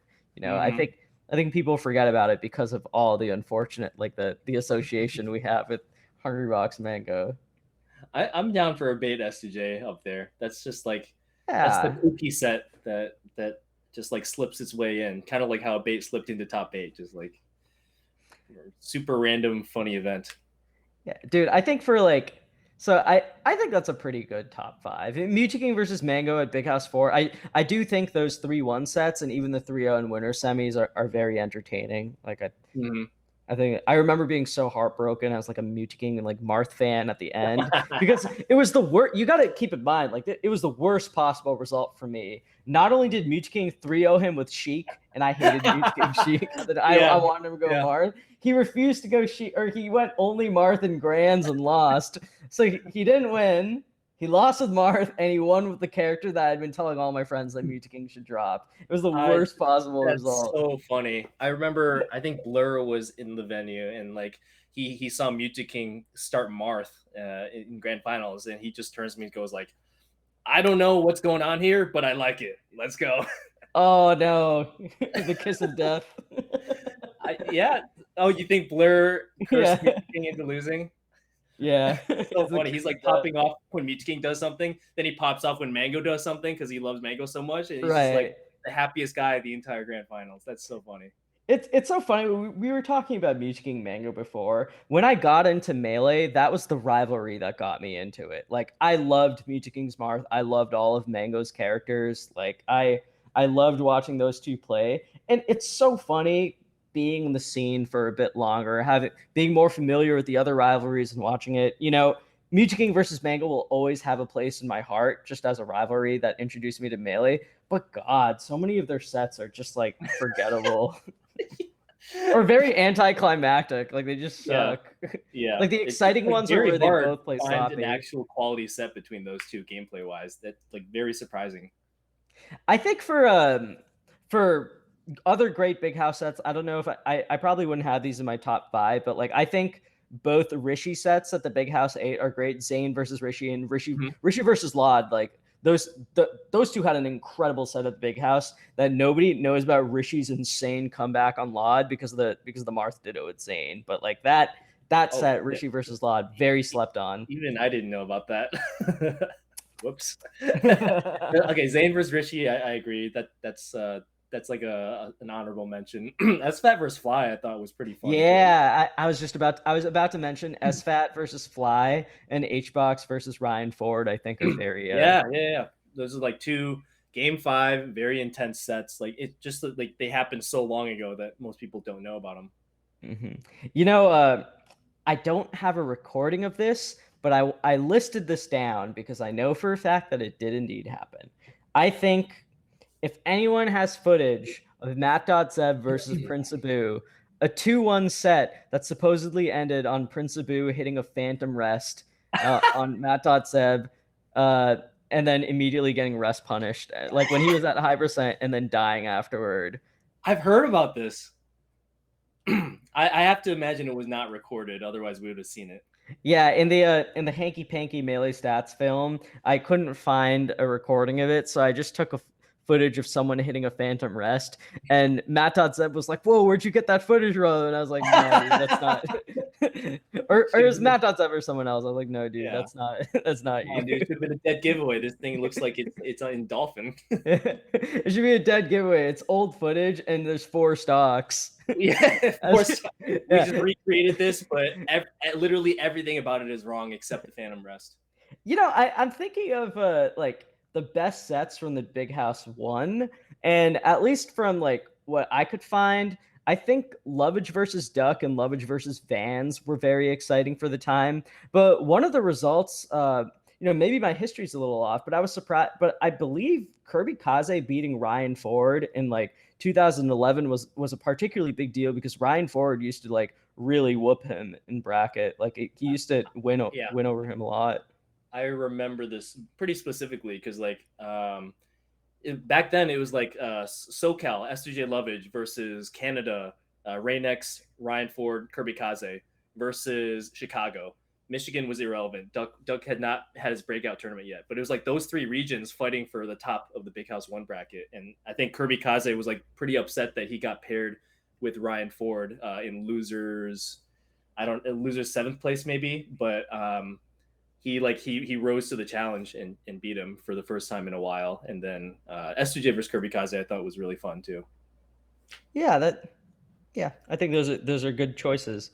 God, there's so many great Big House sets to talk about. Like I don't even know where to. We could have this conversation all day. So I mean, without further ado, then why don't we move on to like the broader topic of the Midwest? You know, both you and I are sports fans. We love great GOAT discussions, whether it's Melee or football or whatnot. But today I want to talk about something a little more niche, a little more of a niche GOAT discussion within Melee, which is all about the greatest Midwest players ever. Now, I'm a Smash historian. I wrote a book on Melee. Today is the 2-year anniversary when I wrote that book. If you like it, Really? Yeah. If you like it, you can check it out. The Book of Melee on Amazon or Smashwords. I want to talk about the greatest Midwest players ever because I'm with someone who TOs Midwest tournaments, who's been part of the Midwest scene for about a decade and more. It took every ounce in my body to not have my bias show through and put Darkran at the top here. But like we talked about this briefly earlier, but we Dreffin, Darkran, and Duck. I think those are probably the 3 in contention for the title of like greatest Midwest player. How would you differentiate between those 3? Because it's very hard because none of them stand out as like won a big major tournament or beat a couple of the gods. Like none of them did any of that. But I guess if you go by longevity and consistency, it's probably Dreffen because I mean he's still playing at a very high level today. For me, I think Dark Rain had the arguably like the peak tournament results because he got like top 8 at what like pound 3. He got like top 12 at pound 4. He was up there, just like He won a very. tipped off. I'll have to check on his He paddling, won but a he won. tipped off over Kobo and Hungry Box. Mhm. That's no fucking joke. And like he's a crew battle legend, probably the most influential just because of like his flair. So that is a consideration. Although he stopped playing so long ago that like I'm the biggest Dark Rain fan. Even I probably can't give him number one just because he hasn't been active for like 5 or 6 years. And then Duck, I think, has the overall best like yearly rankings and the consistency in that aspect, like several top 20 like MIOM MPGR finishes. Yeah, like I know Dreffen beat Azen and Music King and like had some pretty great placements at majors like back in his heyday. And I know he's been around for the longest of them, but I do think there's something to be said about Duck being top 15 in the world for like 3 years, beating Mm. Leffen, like beating Hungry Box and whatnot. His metagame impact with Samus, Yeah, of course. yeah, yeah. Like pioneering a character, definitely a lot of credit goes to him for that. Coming a long way from his days of just wanting to be better than a rat. Uh, Hmm. but like, oh yeah, he won Pat's House too over like SFAT, Zane, and a bunch of other Yeah, Western people. So like Pat's that is House a 3, I pretty big think. Yeah. tournament win. Yeah. Hmm. Yeah, I think, between it's so tough to say. I try to measure things relative to their era because I don't think it's fair to measure just like flatly which player would beat which. Like if you literally just like warped them into a situation right now with no practice or context or Yeah. anything. I It's don't too like hard to that. predict. Yeah. Yeah. If Also, if I Duck probably he probably has the best performance versus the gods. Although I don't know how much weight you put into that because he's still like obviously he doesn't have winning records versus the gods, but he's like taken a set off Hungry Box. I believe he's taken multiple games off of every single god. So there is well, I that. think the multiple sets off Leffen would mean more than just Yeah. Oh yeah. taking. Yeah. Yeah. I forgot. This feels like such a distant memory when he was just spanking Leffen at every other like regional or national event. I know, it was so awesome, wasn't it? He even had that whole that diss track for his summit hype video. He didn't get into that summit, but I loved it. He had the quack on it. He's dressed in a duck suit. KGH is watching like somebody needs to beat this kid. This kid thinks he's somebody, so good. somebody, shut this guy up, please. Yeah, I thought I love that. I thought it was great. Um, I think if I were to guess, I would probably go Dreffen, Dark Rain, Duck in that order, just because I tend to value longevity a lot. So I think it's only fair that I give it to Dreffen because of his mix of peak and how long. Like he made Summit 2 years ago, dude. Like He how did. He that's did. so. And yeah, he's come such a long way too. I look, my Falcon bias, I'm setting aside. My Michigan bias, I'm setting aside. I have to agree with you. I think Dreffen probably has the overall best body of work. And it feels so weird to say that best Midwest melee player of all time, Dreffen, but when you look at all of the factors, I think it might be true. Well, I think Dreffen figuring out Hanky Panky and turning the corner on him and regaining his throne of Ohio is truly the. Wait, did But he ever actually turn the corner on him, or did Hanky yeah, stop playing? well, the way Hanky puts it is that Dreffen, quote unquote, learned how to play neutral or learned how to Oh, play actual neutral, and then like oh. after the two became more competitive, Dreffen started beating him solidly after that, and then I and did then not Hanky know that. stopped playing. That adds to his reasons, for sure. Yeah. If you had Adds to the seen the melee stat, or if you remember the melee Oh, stats video, then you'll remember that all Hanky about. had a file on his computer called notes.txt, which was just What a him like nerd. it was him just like he'd beat Dreffen and then update the file every week by watching and to make sure that he'd just keep beating him nonstop. But then Oh my apparently it became god. tougher to study Dreffen once again. He learned to play quote unquote actual I neutral. would love to see like an audit log of how that file evolved, and like maybe there's some date a couple years ago. It was like, he's starting to learn like a real human being. I don't know what to do anymore. Yeah, so I think, like, so Dreffen, Dark Rain, Duck, I think we're I think we're in agreement on that order. Sounds about right. After that, I think it gets so interesting because you got your combination of like top 100 players or players who are deep into brackets at nationals. Like I wrote a thread on this a while ago. You got like Dope, Eddie, Tink, Kells, Oh, KJH, Ginger, Abate, Kalamazoo, Kish Cubed if yeah. you're old school. Giano, even a Boo, I think is deserves to be in that conversation. Mhm. It's really tough. Like I don't know who. It's got to be Yeah, it gets Kels though, right? Like it's murky. I would say probably Kells, although man, I love Kells to death, but like he dominated the Midwest for so long, and then anytime a national tournament would come along, he like maybe some jitters would set in, and he wouldn't do as well as we thought he'd do. Um, so I think he was just lacking the big national performance that like made him stand out. But yeah, he dominated us for years and years. Like Dark Rain Duck, we could not beat him for a while. you want to hear a very tragic story about Kels? Tragic story. What's up? So at a big tournament in, I forget if it was Washington, NorCal, some West Coast tournament, right? Rule 6 regional might have been Washington. I forget. Anyways, so excuse me. Mango is getting ready for his match against Bladewise, right? This is in winner's bracket. Mango ends up winning the tournament regardless. But supposedly, this is what my little birdie told me. Mango is getting so annoyed that Kells kept talking up the Midwest and how much better that their region was becoming that he basically just ran at Bladewise like at the same cadence, like basically gifted him like free stocks in their winners bracket match. He lost to Bladewise just so that he could play Kells and losers, beat him, Oh and my then he ended up god! winning the This tournament is from Rule Six losers. Regional. Rule Six Regional, July 2012. I was at that tournament. Can you Uh, confirm or deny that the story is true? I can't confirm it, but everything makes sense now because I was like, why how did Mango lose here? And then, oh shit, Mango and Kells are playing in losers bracket. Sorry, Kelly. I guess your tournament run is ending here. Oh my god, I did not know the backstory to that. That's Yeah, that's so believable, honestly. Like, it's very cursed. and then Mango brings it back.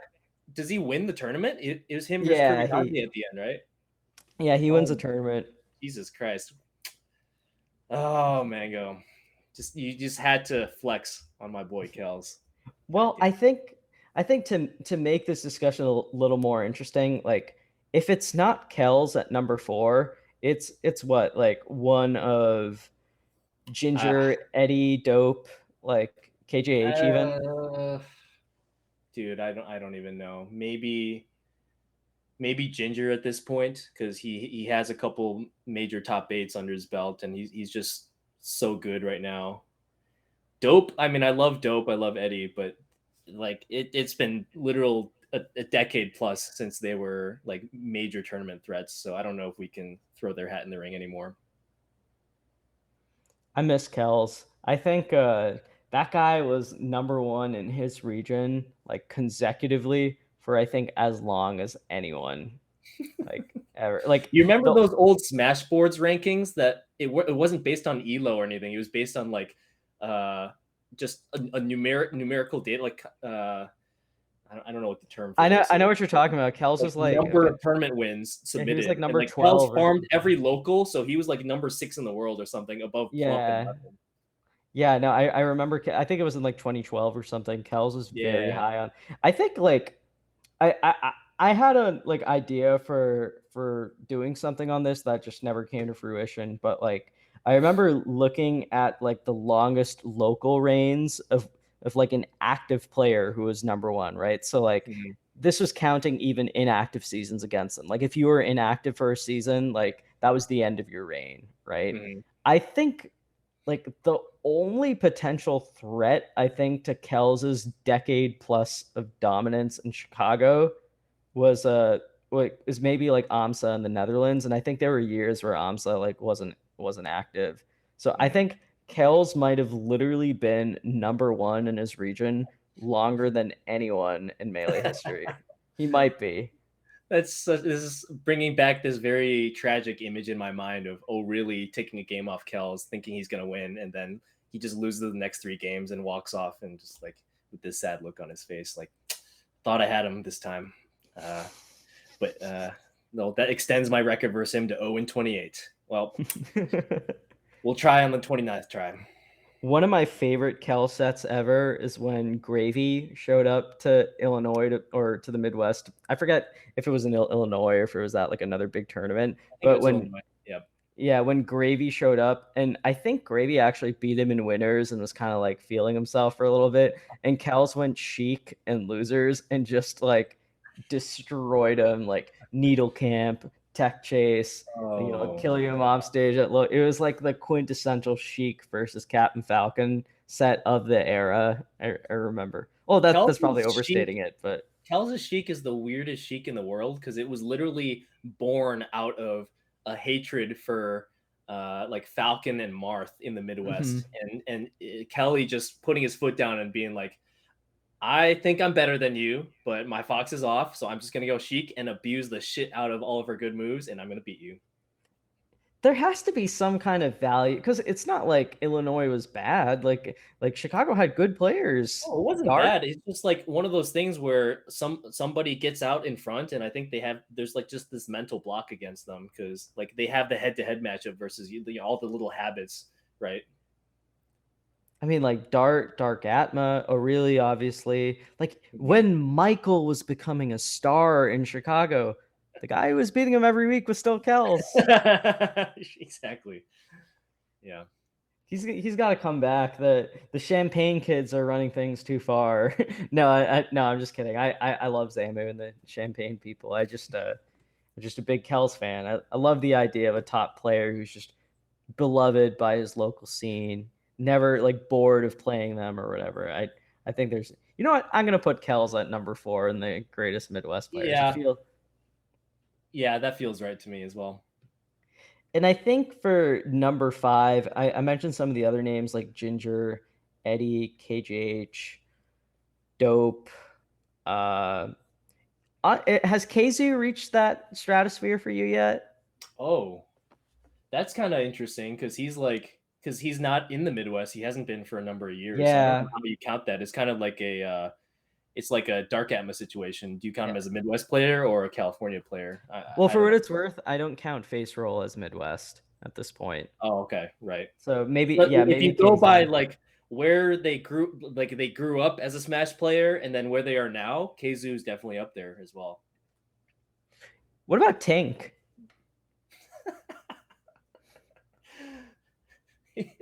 Tink has to be the meme pick here, right? Like, yeah, I mean, I guess I've never seen someone. I don't know how to even describe Tink. Like, he's such an enigma of Midwest Melee. He's so funny too. I love that guy. But like, he has the highest highs and the lowest lows. Such a talented player, but like sometimes he would just crash out for no reason. Yeah, I don't know. I feel like Tink has a lot more in-region accomplishments than necessarily like on the bigger stage. And he could have beaten S2J. Big House 1, he had S2J dead to rights. He was up game 3, 2 stocks to 1. S2J was at like 70%, but oh god, I think I remember. Was Tink playing? Was it like Fox Falcon, or was he playing Marth? I think he actually went Sheik. He tried to pull a Kells on him. He went Sheik versus S2J, and it almost worked, but he just couldn't get that last stock. We'd be having a much different conversation right now, I feel like, if Tink had beaten S2J that year. Yeah. I sent him S2J in like 9th place at Big House 1. Can you imagine? That's actually like imagine the Smash Sports results thread, Chicago versus SoCal. What that in 2011, like. In 2011, nonetheless. God, yeah. Dude, like I love Hanky's run at the Big House too. I'm a huge Hanky fan, but if you think about it, like in a weird way, it wasn't like, I guess people knew of him at the time, but like Vans coming out and getting third and making it to winners finals is pretty crazy at the first Big House. Yeah, that was unexpected. I think when we were seeding that event, we were like, wait, who gets the number 1 seed here? We just literally have no idea.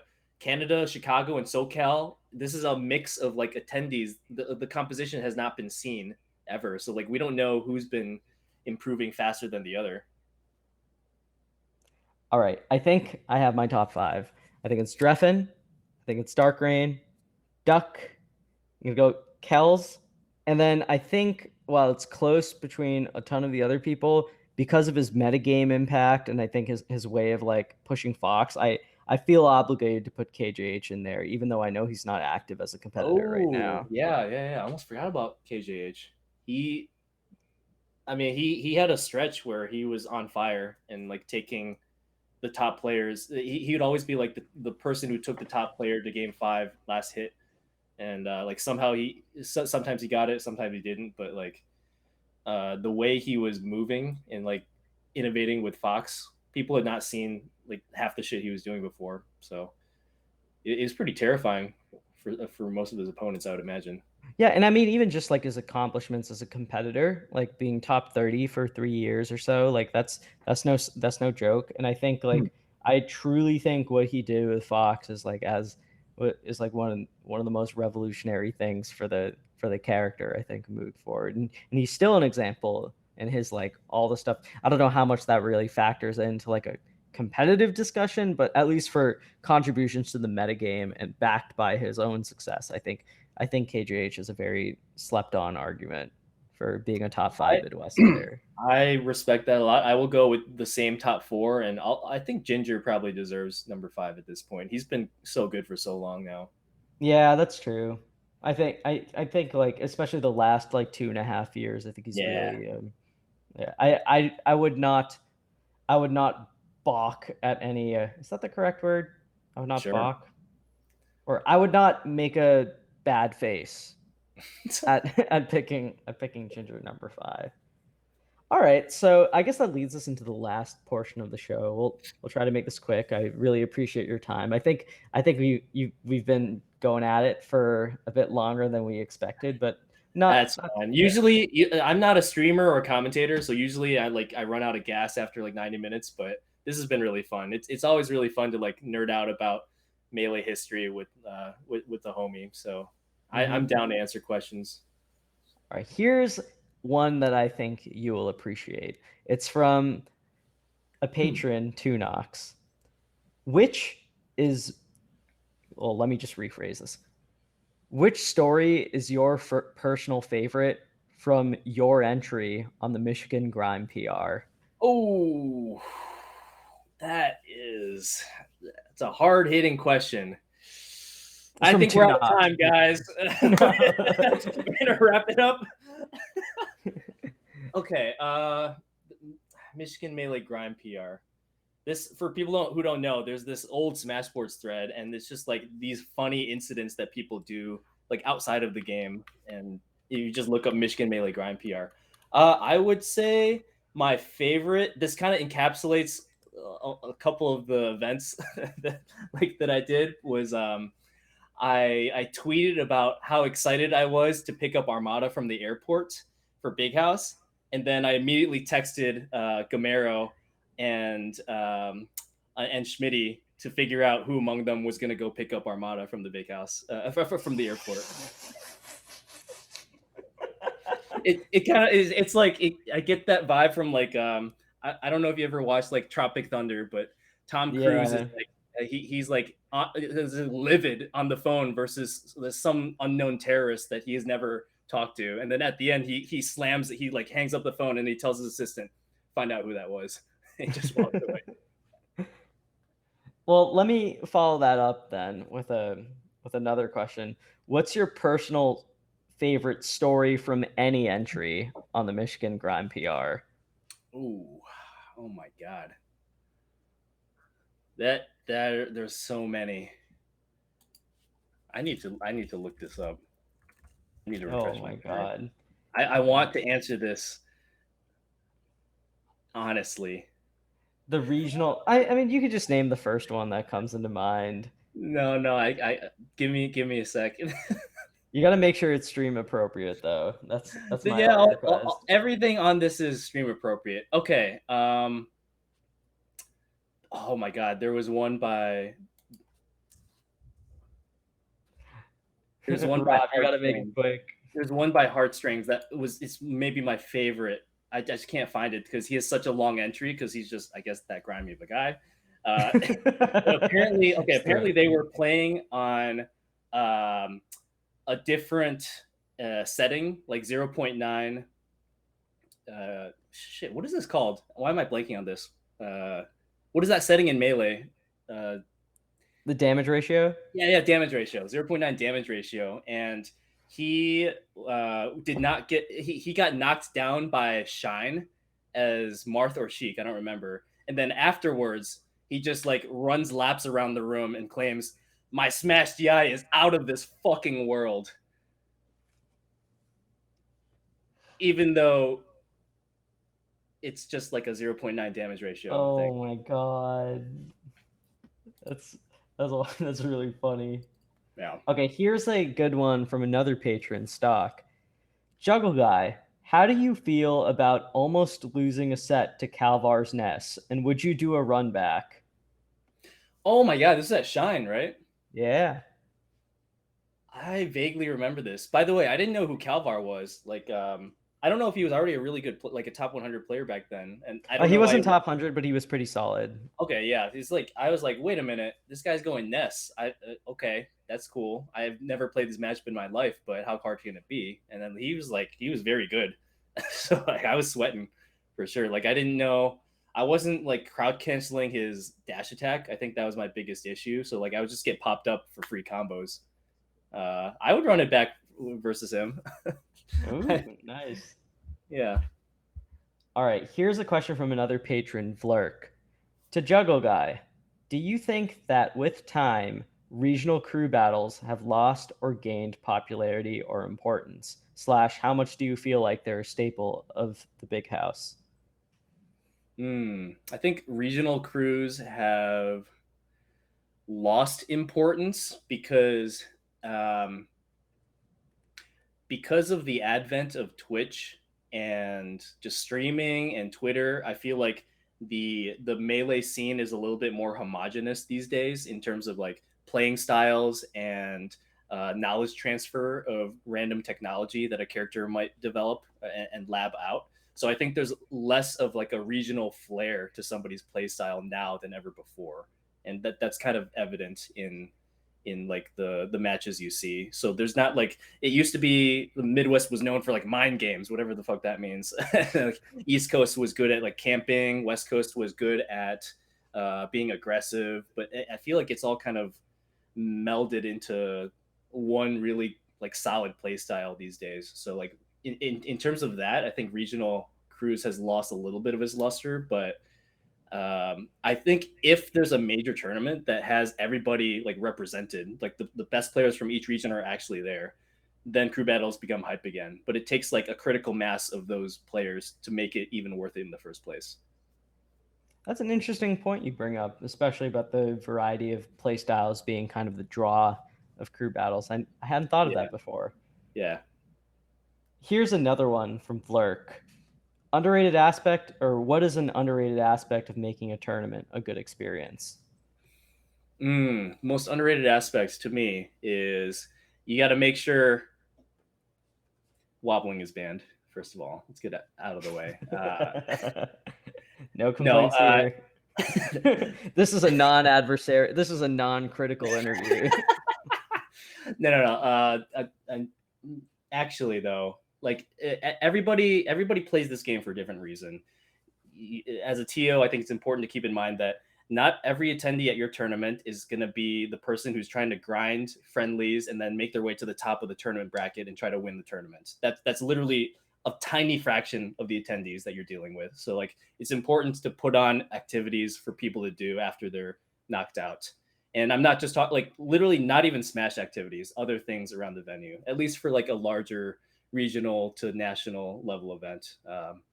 And like that start, like the planning for that should start from the moment you get the venue and you think about like what you can do around it with the floor plan and the activities that you can get people to participate in. Okay, that's a pretty good answer. Now I have a question for you about the upcoming 2 questions. We'll conclude the show. Question about a question? Yeah, or we'll conclude the segment on the question about a question. Me. So the question about a question is, do you want the serious one first or do you want the goofy one first? Serious one first. Okay. This one is juicy.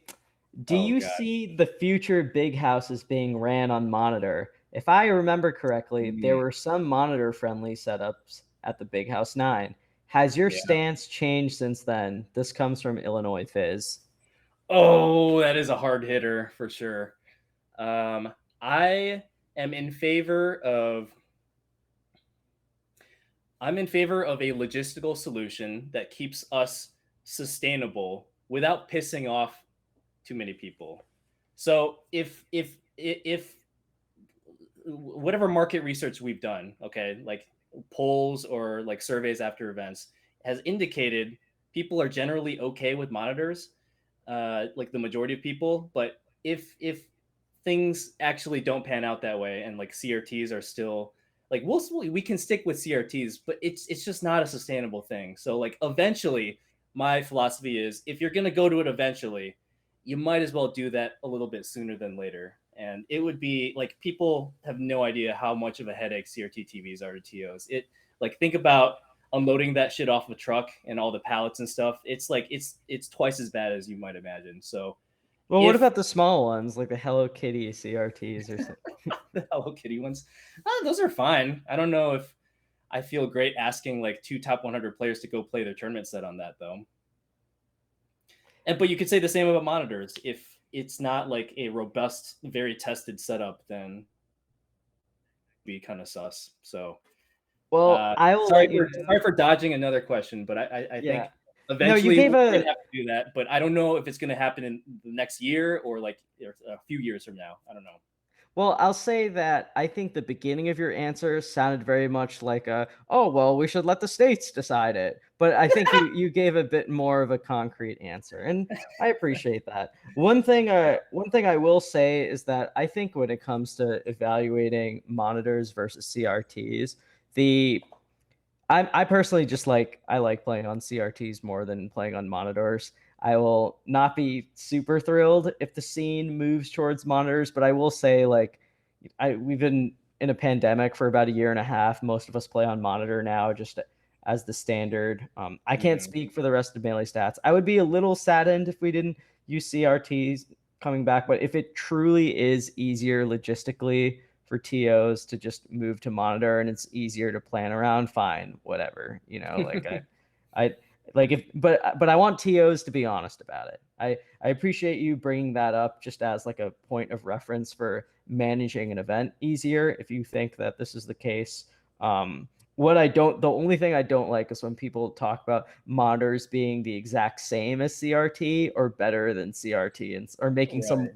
ludicrous instantly falsifiable claim and then just having it I remember there's some I don't want to name names here, but there's like a company a while back making monitors and stuff claiming that it was the same as like CRT or whatever, and Cardano just went in on these people and they never and they just never responded to it, and God, there's like nothing that. more terrifying than a Cardano essay response to one of your posts.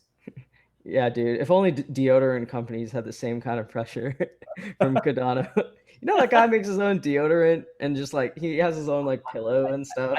I think I heard. Yeah, I didn't know if someone was joking. Apparently, it's true, huh? No, yeah, I've never bought it. Apparently, it's really good. Who Mm. knows? But anyways, okay. No, I appreciate your honesty on the answer, and I appreciate you going straight to logistics and straight toward your preferences versus saying that there's no difference or just outright. Either way, I'll communicate it before registration opens. I won't pull like a 180 last second. Yes, that's good. All right, here's the silly one.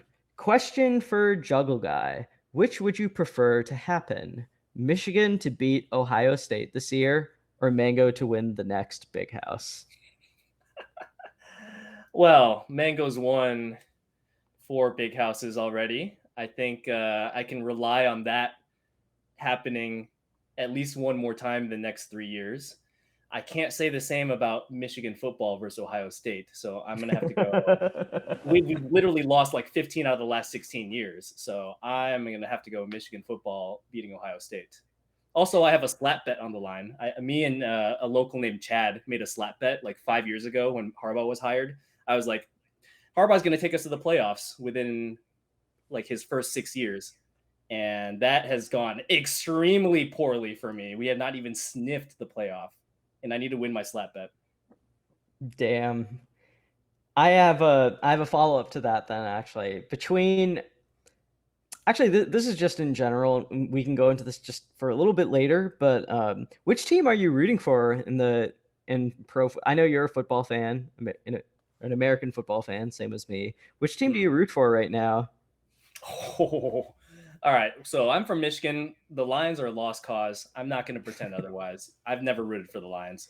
Tom Brady is from the University of Michigan, so I'm part of a small but enthusiastic contingent of Michigan people who have been rooting for the Patriots ever since Tom Brady has been on the Patriots. And some of them, I don't know, maybe they stuck with the Patriots, who knows? But I'm a fan of Tom Brady. I don't really care about what company he's working for, what organization he's from. I follow the employee, not the company. I'm rooting for the Buccaneers. Yeah. Way to flip that on me. Rooting for the employee, not the I have to be company. brutally honest. Yeah. Okay, so you're rooting for the. So you must have been very happy earlier this year then. Oh God. Okay, but what How does if? Bill Belichick feel right now? He's got to be in the God, okay. shitter. Well, let me ask you one thing then. What if the Lions magically off, like, let's say Jared Goff just discovers a new form of himself, and the Lions make the NFC conference game? Like, Oh, you're saying and if the it's Lions play the Bucks in the, oh my God, in the like conference championship, whatever. yeah, God, This this is this is so like, unthinkable. yo, look, there was once a time um, when S2J played Duck for 9th place at every single major, and guess who your boy rooted for? I was like, fuck Michigan pride. Let's go, S2J. Let's go, Johnny. That's so horrible. Why would you root for S2J against Doug? I'm shameless. My Falcon pride just exceeds my regional pride. Just for Regional and whatever reason. friend, just a I love friend. Johnny. I love Johnny. But I would do the same thing. I would root for. I can't pretend to be a band like it, I'm just a bandwagon Lions fan at that point. I have to own the fact that I've never rooted for the Lions, and never will probably. So In a grotesque way, I almost respect that. right. But I almost respect the ability not just to root for the Bucks over the Lions, even if they were good, but rooting for S2J in an incredibly lopsided rivalry over your friend. Maybe that's the grime PR answer that somebody was looking for. Literally rooted for S2J over hometown hero Duck at multiple 9th place matches at majors. So I also, when we went to Chicago, I carpooled to Chicago with Duck. He played Dark Rain in bracket. I was like, let's go, Dark Rain! Let's fuck him up! Yeah. Can you imagine me doing that like at the next major? YCZ plays Zane, or Ambi Sinister plays Zane or something, and like Zane is like in the middle of a combo. I'm like, yeah. Can you imagine that? Oh no. All right. I think this is so we're near the end of the show. Once again, I really appreciate your time. It's been a blast talking to you. I can't wait to have these same conversations at the next major we both go to. Dude, But yes. for the second to last part, this is much shorter than the other segments, but we usually do a nice little thing where, in a way of trying to remind the viewers and listeners that we're human beings with interests outside of Melee, we just talk a little bit about like what we've been doing outside the scene. And given that you've been mostly in the shadows for the last 16 months or whatever, why don't you talk about, just for like a minute or two about like what you've been doing, like, in your life, what new hobbies you've acquired, or like what you've been reading or whatnot. Sure. I've always really enjoyed like the net-based sports, tennis, volleyball, badminton. So like I recently got into badminton a little bit more. I've been playing with some homies, and like I'm really appreciating the differences between, because like I try to play it a little bit like tennis, and then it's like that it doesn't work at all. So like there's more of like a drop shot versus long. Like there's just a lot of different angles to it. And then volleyball, I've started. I've started learning how to set, which is really fun. I used to be like just pass and hit, but setting is like that's like the TO of the team, and they control the like all of the plays and what happens, like a back set, front set, a one set or whatever. So I've been trying to change like my role in the usual volleyball group a little bit more, and that's been really fun. Like the indoor venues just opened up about a month ago in Michigan, so I was just playing sand volleyball for a while, but I like indoor so much more, and it's been really fun to get back to that. And my goal is to become a reasonable setter in time for the students to come back in 3 weeks, and then like once there's a bunch of people back on the gym, it'll be a fun time organizing those groups together. That's really awesome. I guess for me, we were talking football before, where before football season starts in about a month. For people who've been listening to the show but don't know me that well, or for somehow I guess, yeah, I actually love American football. Like I would genuinely say it's one of the only things I have as much knowledge about in terms of like results and history as Melee. Like before getting into Melee, my dream was to be a football sports writer. And Oh my God, I have a question for you. Speaking Mhm. of we were talking about Jeopardy earlier. Like, if you went on to Jeopardy, what would be like your three best categories? Just normal Jeopardy, not Melee Jeopardy. Well, I would say like Melee, the NFL and NBA probably, or maybe something on like international politics. I don't know. It's tough to Hmm. say, but I think the NFL history would definitely be up there for sure. And what are your three worst categories that you don't want to see on the Jeopardy board? Literally anything to do with animals, which You is never took probably biology? like anything to do with animals or like biology or like science, natural sciences. Just that's not, which is Gotcha. probably not good because I'm getting my dog next week. So Oh, you're getting a dog? yeah, his name's Arnold. He's a dachshund terrier mix. Ooh, you better learn up. Yeah, I learned up by knowing what a dachshund and what a terrier look like.